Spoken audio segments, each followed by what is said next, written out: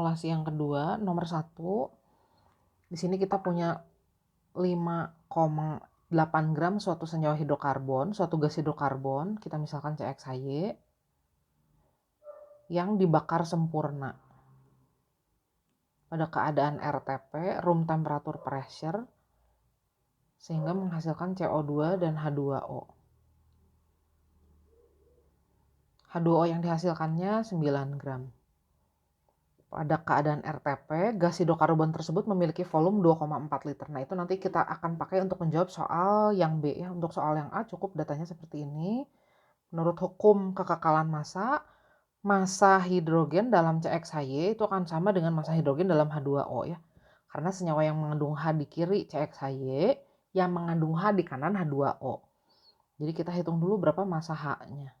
Caranya adalah seperti ini, ingat. Dikali massa airnya. Nah, ARH kan 1, MrH2O-nya kalau dihitung 18. Jadi kita dapat massa H-nya itu adalah 1 gram. Nah, kalau dalam senyawa CXHY massa H-nya 1 gram, berarti massa C-nya pasti sisanya 4,8 gram. Nah, sekarang kita cari perbandingan X dan Y-nya. Itu adalah perbandingan jumlah mol C dan jumlah mol H. Ingat, jumlah mol itu adalah perbandingan massa dengan AR. Massa C di sini 4,8 gram, ARC-nya 12, massa H-nya 1 gram, ARH-nya 1. Jadi kita dapat X dibanding Y-nya itu adalah 4 dibanding 10. Jadi rumus empiris senyawa yang dimaksud itu adalah C4H10. Nah, kita baru sekarang gunakan data kalimat kedua. Pada keadaan RTP, gas hidrokarbon tersebut diketahui memiliki volume 2,4 liter. Nah, pada keadaan RTP, kita tahu suhunya itu adalah 25 derajat Celcius atau 298 Kelvin dan tekanannya 1 atmosfer. Jadi kalau kita masukkan ke persamaan gas ideal, kita akan dapat persamaan seperti ini. Volumenya 2,4 liter, jumlah molnya itu adalah massa dibagi MR dikali 24. Jadi kita dapat MR-nya ternyata 58. Nah, jadi senyawa yang tadi rumus empirisnya C4H10, rumus empiris itu kan pasti akan dikalikan suatu bilangannya supaya jadi rumus molekul. MR-nya adalah 58. Di sini jumlah atom C-nya jadi ada 4A, jumlah atom H-nya ada 10A, masing-masing AR-nya 12 dan 1. Nah, ternyata kalau kita hitung A-nya itu adalah 1. Atau rumus empirisnya sama dengan rumus molekulnya. Jadi rumus molekul senyawa itu adalah C4H10. Nah, senyawa C4H10 ini berarti rumus molekulnya CnH2n plus 2. Atau bisa kita simpulkan ini adalah suatu kelompok alkana. Senyawa hidrokarbon jenuh. Di sini tidak ada ikatan rangkap. Dan kalau harus ada satu atom karbon tersier, berarti struktur yang paling mungkinnya seperti ini. Kelihatannya ada atom karbon tersiernya. Ini atom karbon tersiernya. Tetangganya ada 3 tuh. Nah, kalau kita kasih nama, berarti kita kasih nomor dulu rantai utamanya, cari rantai terpanjang. Sisanya adalah cabang. Cabangnya ada di nomor 2 dan cabangnya bernama metil. Rantai utamanya 3. Nah, jadi senyawanya adalah 2-metil propana. Berikutnya, kalau 2-metil propana tersebut dibakar sebanyak 5,8 gram, hitung energinya. Nah, kita diberi data energi ikatan rata-rata. Berarti kita harus menggambarkan seluruh ikatan yang ada di sini ya. Dalam pembakaran 2-metil propana. Kita gambar dulu supaya terinci semua ikatan yang ada di sini. Dalam 2-metil propana ternyata ada ikatan-ikatan ini. Nah, kalau dibakar sempurna berarti direaksikan dengan oksigen, hasilnya gas CO2 dan uap air. Kita setarakan dulu persamaannya. C-nya di sini ada 4, H-nya ada 10, O-nya di sebelah kanan jadi ada 13, jadi koefisien O2-nya 13/2. Nah, saya akan hitung dulu delta H pembakaran 1 mol atau standar C4H10-nya. Nah, di sini ada ikatan CH sebanyak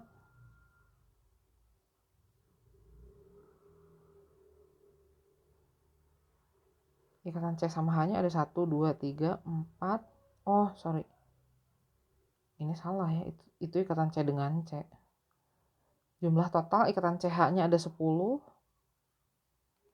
Kita akan menghitung delta H dengan cara energi ikatan rata-rata. Jadi kita akan hitung seluruh energi ikatan yang terputus dikurangi energi yang terbentuk. Ada 3 ikatan CH di situ yang terputus. Terus ada ikatan O rangkap 2, jumlahnya 13/2 mol, jadi kita kalikan. Yang terbentuk di situ ada 2 ikatan CO dikali 4 mol, jadi 8 ikatan CO. Dan ada 2 ikatan OH dikali 5 mol, jadi 10 ikatan OH. Nah, ini tinggal kita masukkan aja data-datanya. DCH-nya 414, DCC-nya 347, DOO rangkap 2-nya 498, DCO-nya 715, DOH-nya 464. Kalau dihitung ini adalah 1942 kJ per 1 mol C4H10 yang dibakar. Nah, kalau yang ditanyakan ini kan kalau dibakarnya hanya 5,8 gram. Jadi kalornya berapa? Kita hitung, kita kalikan jumlah molnya. Jumlah molnya berapa? Nah, berarti massa dibagi MR ya. MR-nya tadi sudah dihitung di soal nomor B. Jadi ternyata 0,1 mol ya. Jadi kalori yang akan dihasilkan 194,2 kJ. Yang E, dengan menggunakan data pada soal D, data entalpi pembakaran standar, hitunglah entalpi pembentukan standar C4H10-nya jika diketahui delta HFCO2 dan H2O. Kita gunakan lagi persamaan yang tadi. Kita sekarang akan menghitung delta H berdasarkan entalpi pembentukan standar. Masih ingat ya caranya? Delta H reaksi itu adalah entalpi entalpi produk. Di sini produknya ada 4 mol CO2 dan ada 5 mol H2O. Dikurangi entalpi pembentukan standar reaktan. Di sini reaktannya ada 1 mol C4H10 dan 13/2 mol O2. Tapi kan delta HFO2 0 ya.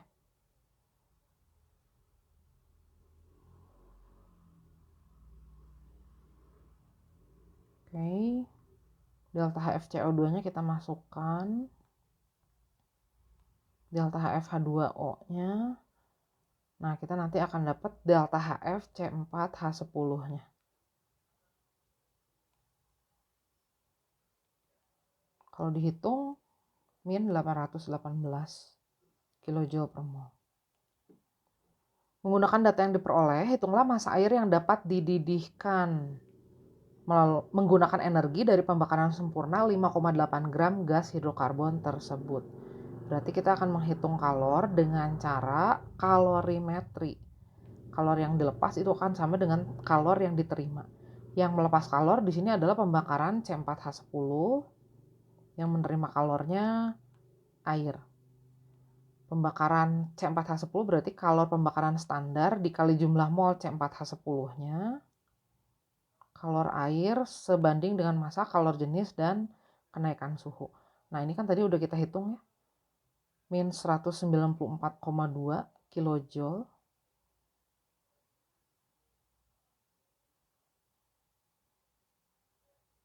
Kita masukkan. Nah, kenaikan suhunya berapa? airnya tadi dalam keadaan RTP, room temperature pressure 25 derajat Celcius, kemudian dididihkan. Air mendidih pada suhu 100 derajat Celcius, jadi delta T-nya 75 derajat Celcius.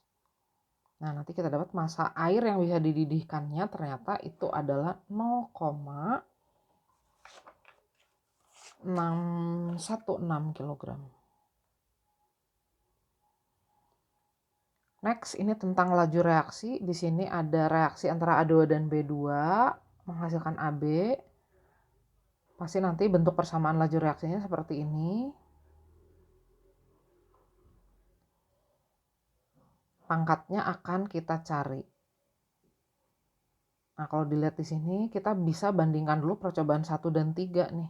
Karena konsentrasi A2-nya sama, jadi kan nanti kita bisa dapat orde terhadap B2. Jadi kita bandingkan V1 dengan V3. V1-nya 2 kali 10 pangkat min 2, V3-nya 4 kali 10 pangkat min 2, konsentrasi A2 dan B2-nya kita masukkan, konsentrasi A2-nya tetap ya 0,1, konsentrasi B2-nya 0,2 dan 0,8. Jadi nanti kita dapat persamaan seperti ini. Y-nya berarti setengah ya. Oke, kemudian kita bandingkan percobaan yang lain. 1 dan 2 aja nih kayaknya. Bisa nih. Mau 2 sama 3 juga boleh sih. 2 sama 3 aja ya. Supaya ada yang dicoret. Kita bandingkan V2 dengan V3. V2-nya sama dengan V3.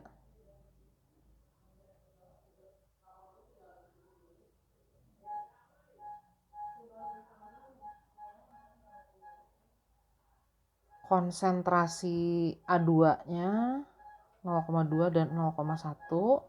Konsentrasi B2-nya sama. Jadi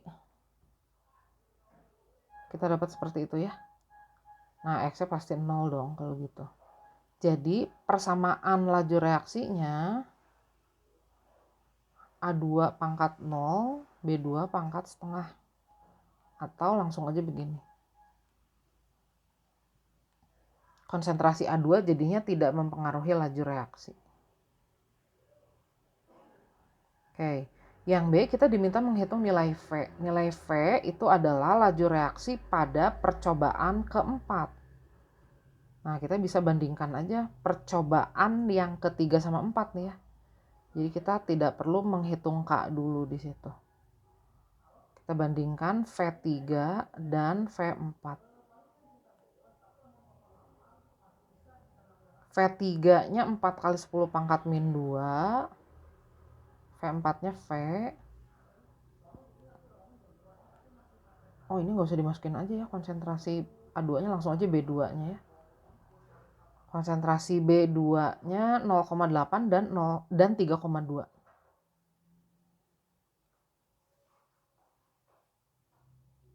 Gini. Itu kan jadi 1/4 ya, akar 1/4 setengah. Jadi nilai V atau V4 laju reaksi pada percobaan keempat itu adalah 8 dikali 10 pangkat min 2. Satuannya pasti molar per second ya. Yang C, kita diminta menghitung nilai konstanta laju reaksi. Nilai K-nya. Nah, ini harusnya dimasukkan ke percobaan yang manapun nanti hasilnya akan sama.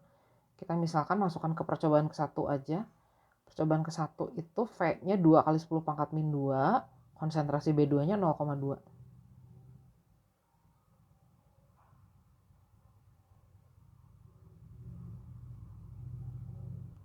Gitu. Nah, satuannya V-nya molar per second.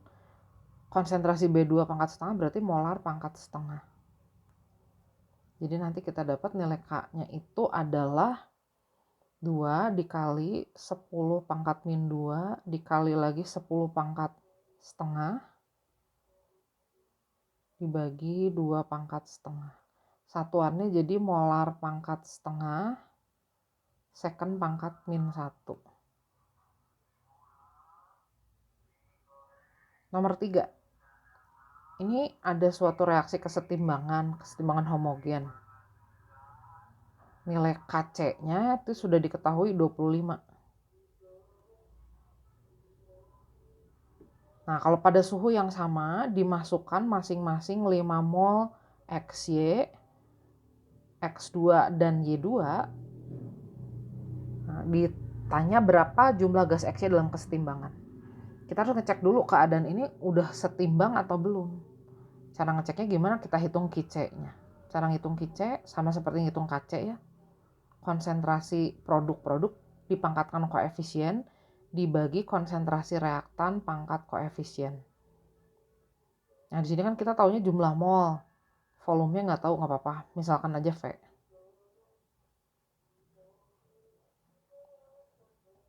Ternyata Kc-nya adalah 1. Kc-nya ternyata lebih kecil dari Kc. Nah, kalau lebih kecil berarti reaksi berlangsung ke kanan. Karena ternyata konsentrasi X2 dan Y2-nya kurang banyak untuk mencapai Kc gitu. Jadi kalau bereaksi ke kanan berarti zat-zat yang di kanan bertambah, yang di kiri berkurang. Pertambahannya berapa? Nah, kita misalkan aja pertambahannya sejumlah A, berarti XY-nya berkurang sejumlah 2A ya.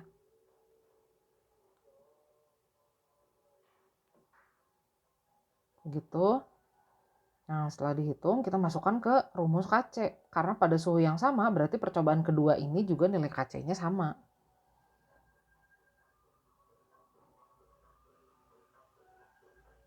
Kita hitung begini.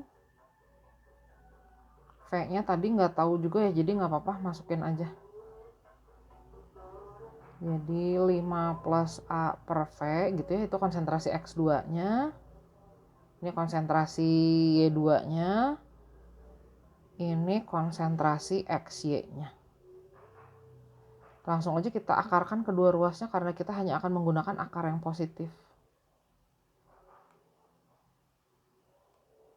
Kita selesaikan persamaannya.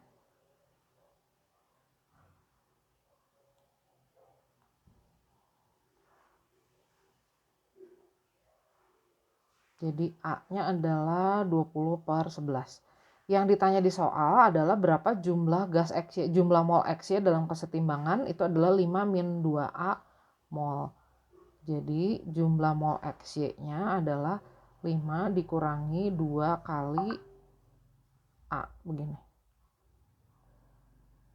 Jadi jumlah mol XY-nya itu adalah,